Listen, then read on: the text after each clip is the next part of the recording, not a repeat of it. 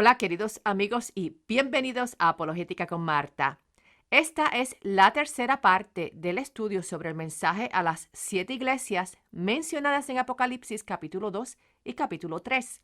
Si no pudieron estar las primeras dos partes de esta corta serie, pueden encontrar los podcasts visitando la página en apologeticaconmarta.org en el enlace de programas radiales, o también los pueden encontrar en la página de Apologética con Marta en YouTube o en Facebook.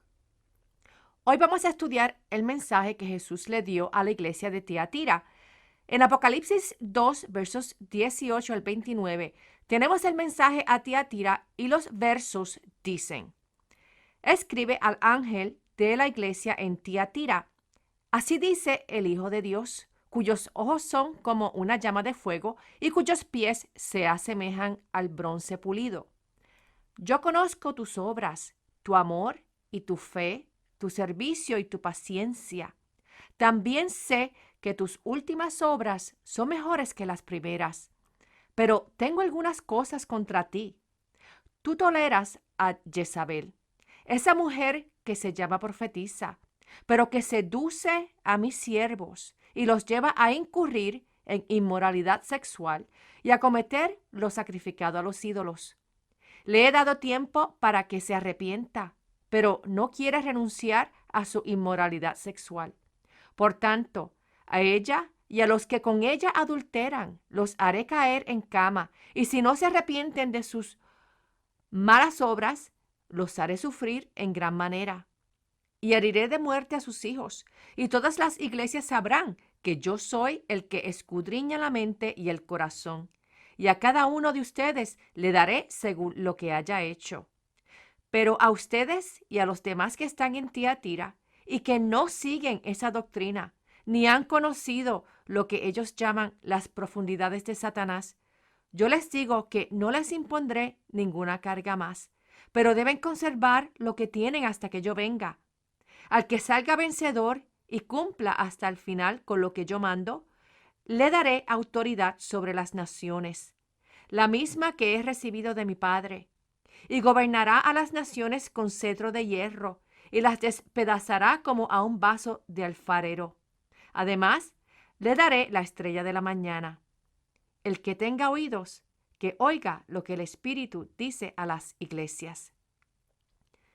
La ciudad de Tiatira estaba en la provincia de Lidia, al oeste de Asia Menor, que hoy es Turquía. Quedaba en la ruta de Pérgamos a Sardis. Tiatira nunca fue una ciudad grande, pero sí fue un centro de manufactura y comercio en la época del Nuevo Testamento. Los arqueólogos han encontrado evidencia de asociaciones y uniones de trabajadores en Tiatira.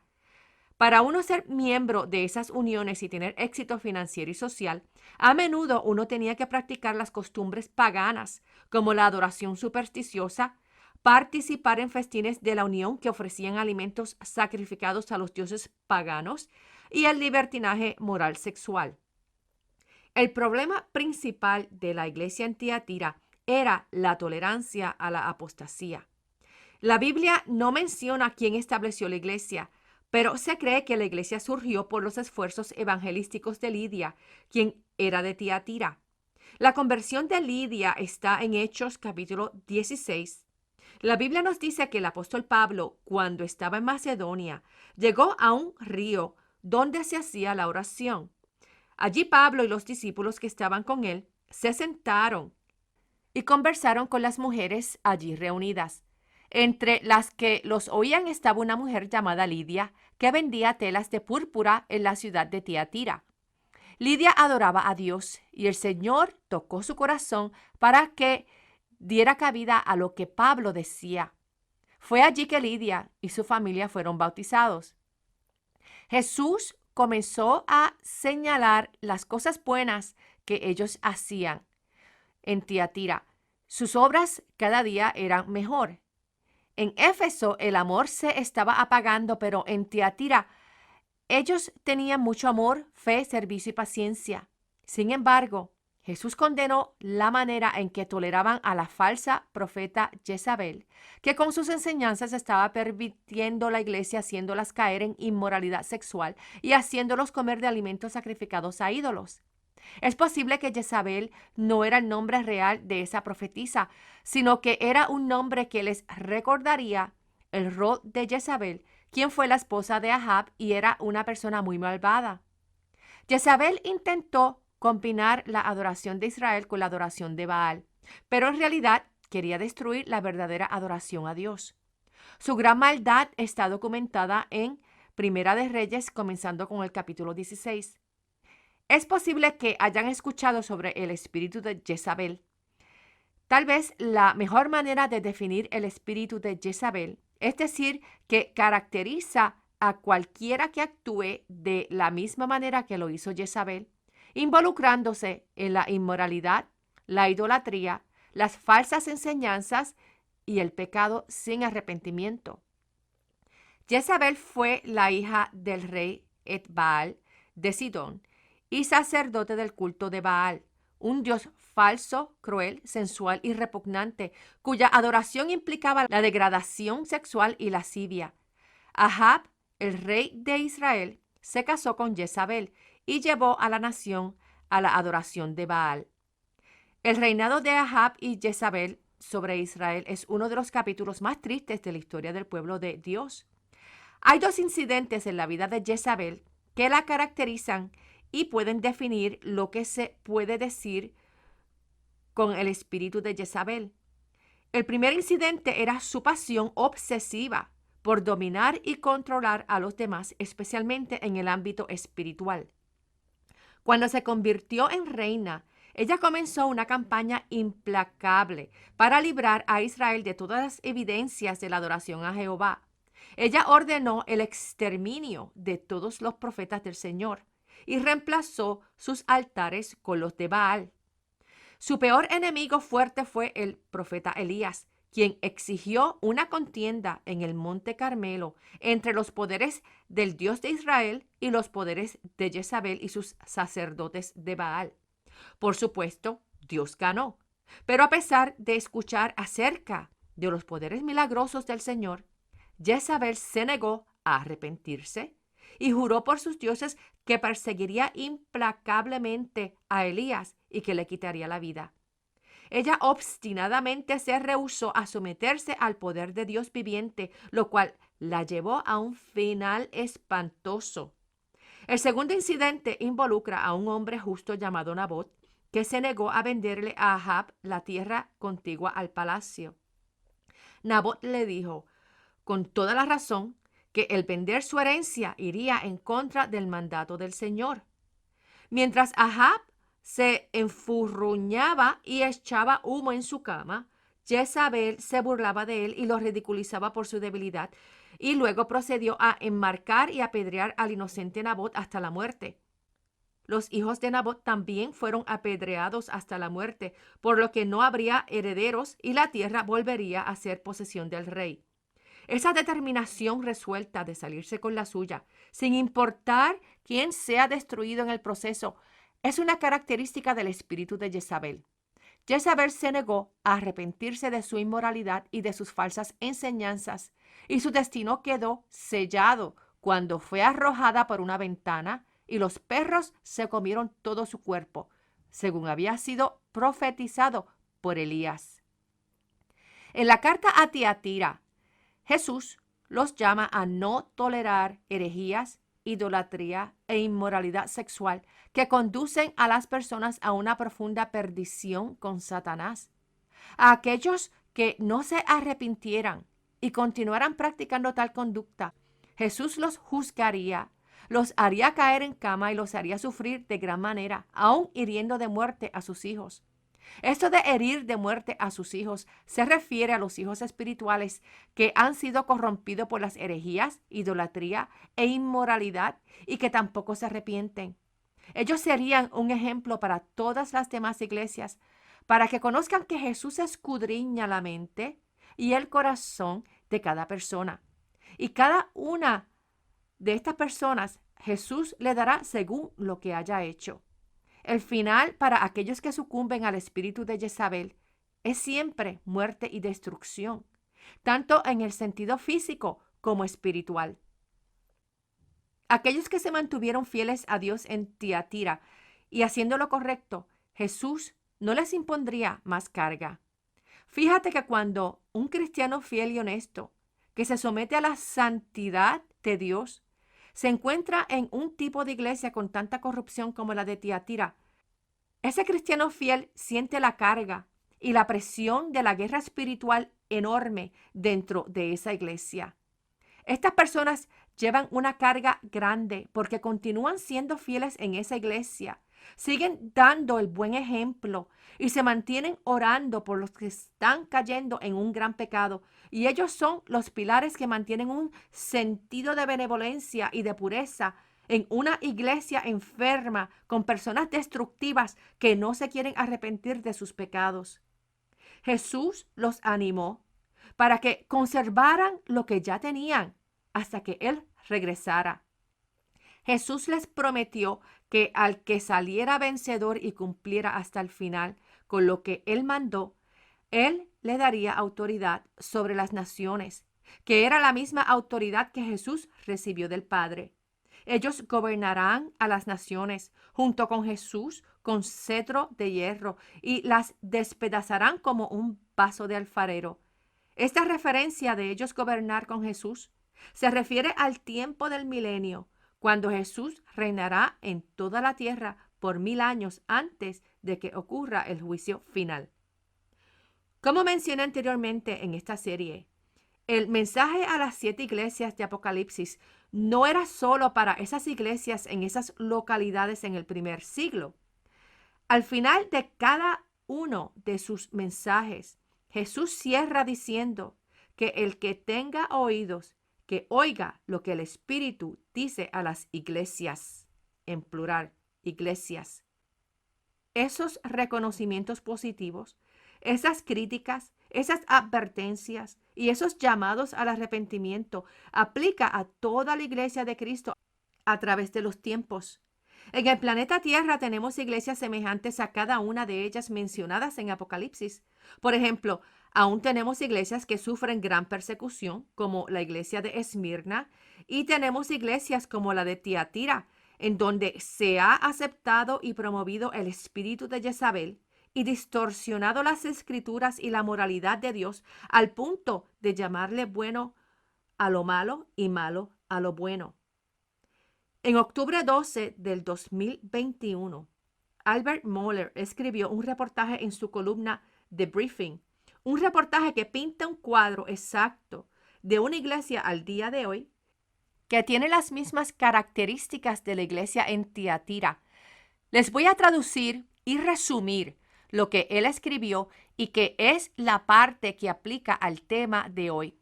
Y dice: Rebecca Todd Peters es la autora del artículo en el USA Today.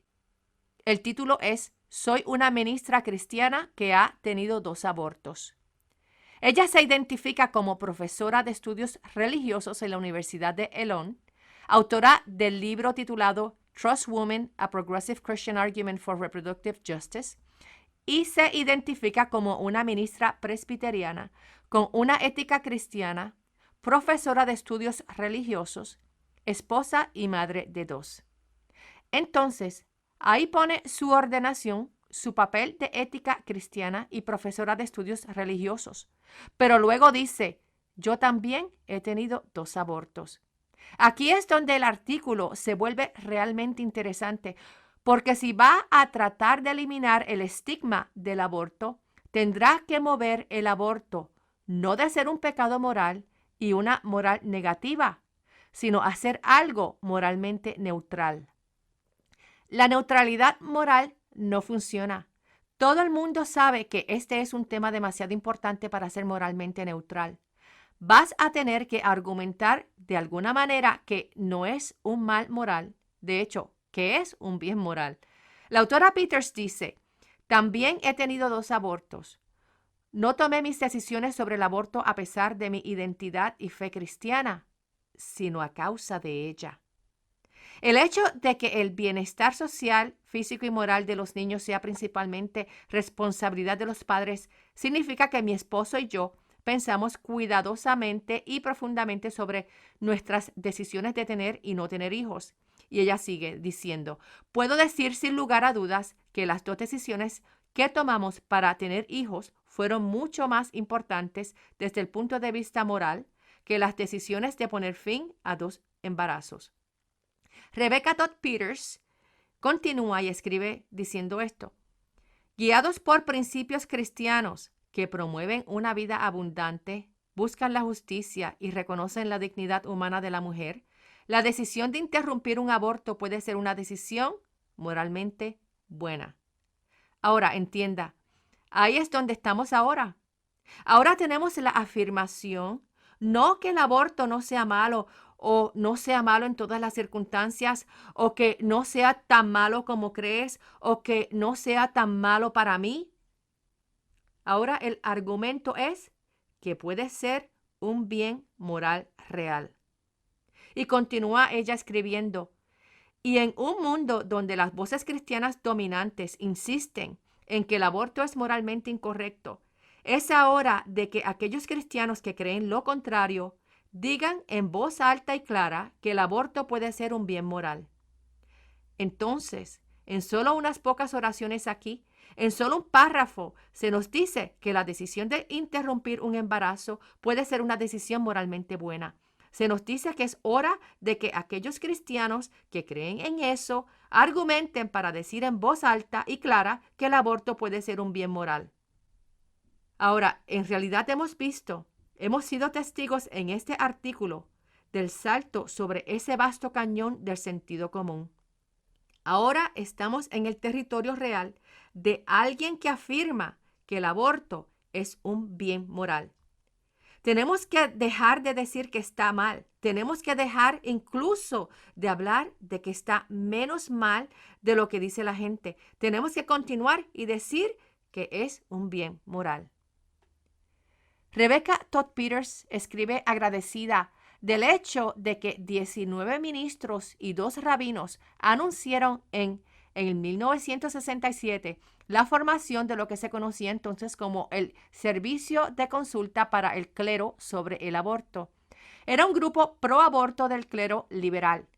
Y debemos señalar que este no es un hecho oculto. La teología liberal fue uno de los principales motores del movimiento pro aborto. La teología liberal negó la exactitud, la infalibilidad, la estabilidad, la confiabilidad, la verdad objetiva de la revelación divina y las escrituras. Y una vez que haces eso, entonces inventas tu moralidad por tu propia cuenta. Si no crees en una verdad objetiva revelada en la Biblia, si tu cosmovisión se basa en la verdad como una realidad negociada, quien tenga el argumento político más fuerte, quien quiera que tenga influencia en la cultura popular, inevitablemente lo empujará hacia una comprensión del bien cuestionada e inventada. Eso es exactamente lo que está pasando aquí. Pero esto es literalmente sobre lo que advierte la Biblia. Aquellos que llaman al bien mal y al mal bien. Esto es exactamente lo que está pasando aquí. Esta escritora nos dice que su madre le compartió el mensaje. No debes tener un bebé solo porque estás embarazada. Debes tener un bebé porque quieres ser madre, quieres tener una familia. Bueno, de nuevo, solo considere a qué reduce esto la moralidad. Reduce la moralidad a lo que sea bueno para ti de acuerdo con tu propia definición de lo que es bueno y conveniente o lo que te parece correcto en ese momento. También debemos señalar que aquí se están haciendo serios argumentos morales. Son serios, incluso hasta el punto de tener totalmente equivocados, pero no obstante, son argumentos serios. Escuche esto. Poner fin a un embarazo cuando uno no es emocional o físicamente capaz o no está listo para ser padre de un hijo puede ser una decisión moralmente responsable. Nuevamente, solo escuche las palabras. Esto es sencillo. No se esconde nada aquí. Poner fin a un embarazo que interrumpirá la educación o la carrera, las herramientas que permiten a las personas de nuestra cultura prepararse para vivir una vida estable y abundante puede ser una decisión moralmente responsable. Por lo tanto, observe aquí que sea lo que sea que se entienda que es lo que habita en el útero, es menos importante que la educación o la carrera de uno. Porque al fin y al cabo, la educación o la carrera son las herramientas que permiten a las personas de nuestra cultura prepararse para vivir una vida estable y abundante. Entonces, ¿qué es un feto en comparación con esto? Rebecca Todd Peters continúa para concluir. Lo que falta en la vida pública de hoy es una presencia nacional de líderes cristianos que puedan brindar un apoyo tal a esta perspectiva. Necesitamos más personas de fe, dice ella, que se pongan de pie y hablen en apoyo del respeto a las mujeres como agentes morales plenos creados a la imagen de Dios y capaces de tomar las importantes decisiones morales que dan forma a nuestras vidas, nuestras familias, nuestro futuro. Necesitamos más cristianos que se pongan de pie y testifiquen que el aborto podría ser una decisión moralmente buena y que se debe confiar en las mujeres para tomar decisiones morales.